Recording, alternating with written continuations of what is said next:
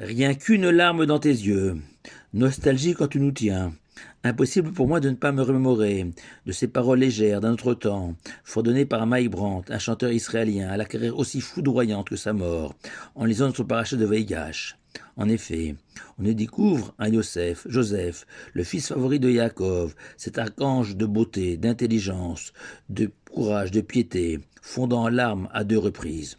Pour être honnête, déjà dans la sidra de la semaine dernière, Miketz, nous voyons également Yosef, toujours lui éclaté en sanglots, deux fois également. Je voudrais partager avec vous, chers auditeurs, une réflexion sur ces quatre moments. En effet, le Talmud le signale et nous met en garde que la femme a plus tendance à pleurer qu'un homme, raison pour laquelle un mari vis-à-vis de son épouse, un enfant vis-à-vis de sa maman, un patron vis-à-vis de son employé féminin notamment, devront redoubler de vigilance afin d'éviter de chagriner leur épouse, leur maman ou leur employé. Néanmoins, il peut arriver, plus rarement, qu'un homme pleure aussi, et contrairement à l'image dépréciée, dégradée dans la société moderne d'un homme en pleurs, incapable de contenir ses émotions, sa douleur, sa frustration, le Talmud, au contraire, vante l'homme capable de pleurer, au point d'écrire que même si toutes les portes du ciel peuvent être closes, par contre, les portes des larmes sont éternellement ouvertes, mais à condition de comprendre la force d'une larme, sa valeur, ce que précisément Yosef va nous inculquer à travers ces quatre moments où il a pleuré. La première fois où nous voyons Yosef pleurer, c'est au moment où Yosef, alias le vice-roi d'Égypte, a reçu ses 10 frères, poussés par la famine, venus chercher de la nourriture en Égypte.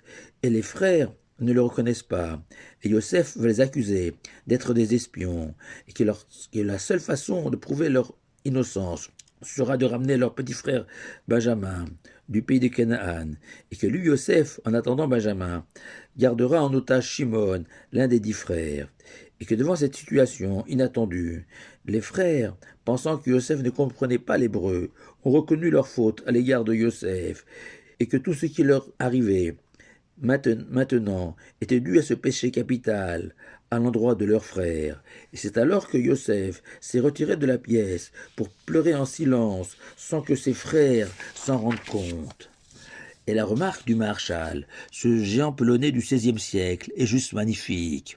En entendant de tels aveux de leur culpabilité, Yosef, après 22 années d'exil, seul en Égypte, loin de son père qui l'aimait tant, aurait dû déborder de haine et de ressentiment contre ses frères.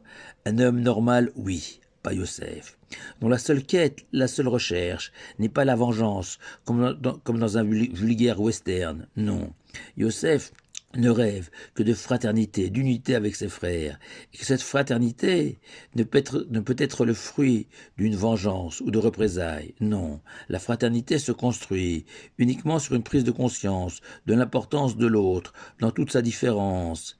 Et c'est la raison pour laquelle, conclut le Maharchal, Rachi précise bien que Yosef a pleuré parce qu'il a entendu les regrets exprimés par ses frères, ses remords, comme le début d'un rêve qui se réalise, et qui provoque chez Yosef un trop-plein d'émotions qu'il ne maîtrise pas, le rêve d'une vie, la fraternité, la vraie. La deuxième fois où Yosef pleure, cette fois-ci c'est à la vue, après 22 ans de séparation, son petit frère Benjamin, qui sont les deux seuls enfants de notre matriarche Rachel. Et la Torah va employer à dessein un verbe très particulier pour expliquer les larmes de Yosef, qui nichmeru achamav, littéralement, sa pitié s'est réchauffée, s'est émue, s'est réveillée. Et Rashi va citer le Talmud, qui décrypte le dialogue qui s'est engagé entre Yosef, toujours alors le vice-roi d'Égypte, et Binyamin. Binyamin va raconter au vice-roi d'Égypte qu'il a eu 10 enfants, 10 garçons, et que chacun d'entre eux, il les a nommés en référence à son frère aîné disparu, exprimant à nouveau cette idée majeure, que ce n'est pas la simple vue de Binyamin qui a fait pleurer Yosef, non, c'est peu à peu, Nichmeru. Yosef s'est lentement échauffé, comme ces olives fraîches que l'on laisse mariner dans l'eau pour les attendrir peu à peu.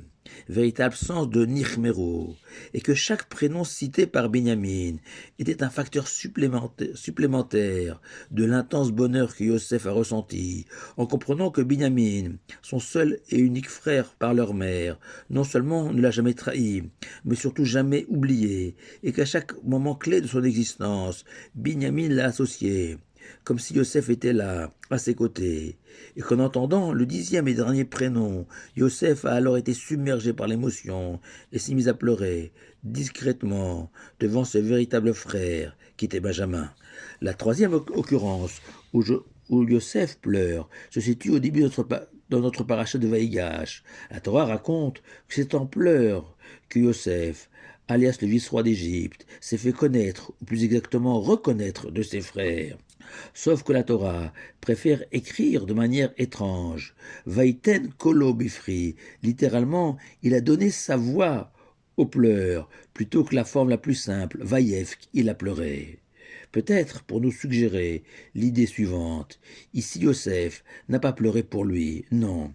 Il a pleuré pour ses frères, pour leurs fautes, pour leur échec, leur incapacité à se justifier, à trouver un motif quelconque à leur trahison envers lui, eux qui pourtant étaient convaincus d'avoir jugé Yosef avec équité, au point d'avoir associé la présence divine à leur jugement, selon le Midrash. Mais voilà que maintenant, devant leur frère Yosef, tout s'écroule pour eux, tous leurs arguments s'envolent, ils sont nus, dépouillés, honteux.